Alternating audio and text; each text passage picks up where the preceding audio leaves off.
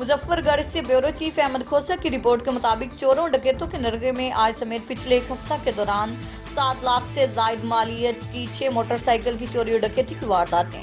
TP Muzaffargarh वारदातें control करने में नाकाम, शहरियों में खौफ व हरास। आज शाम के वक्त थाना शाह जमाल की हदूद BHU उत्तरा संदीला में तैनात हेल्थ इंस्पेक्टर जाम यासिर माड़ा खसरा मुहिम ड्यूटी से वापस घर जा रहे थे कि बंगला शजरा में डकैत न्यू होंडा मोटरसाइकिल 125 छीन कर फरार हो गए। कल के दिन पुलिस लाइन में कवरेज के लिए आने वाले सहाफी बिलाल हाशमी की नई मॉडल होंडा CD70 की मोटरसाइकिल चोरी हो गई। आज ही थाना खानगढ़ की हदूद खाड़क स्टॉप के नजदीक दिन दिहाड़े असला के जोर पर मोटरसाइकिल डकैती की वारदात हुई। नामालूम अफराद मोटरसाइकिल 125 ले उड़े।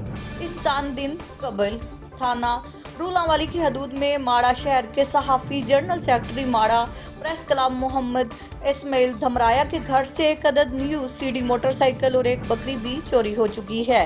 कुछ दिनों कबल थाना शाहजमाल की हदूद अड्डा दानी की रिहायशी डॉक्टर मोहम्मद सज्जाद की न्यू 125 मोटरसाइकिल डकैती हुई। डकैत मोटरसाइकिल, मोबाइल और पैसे ले गए।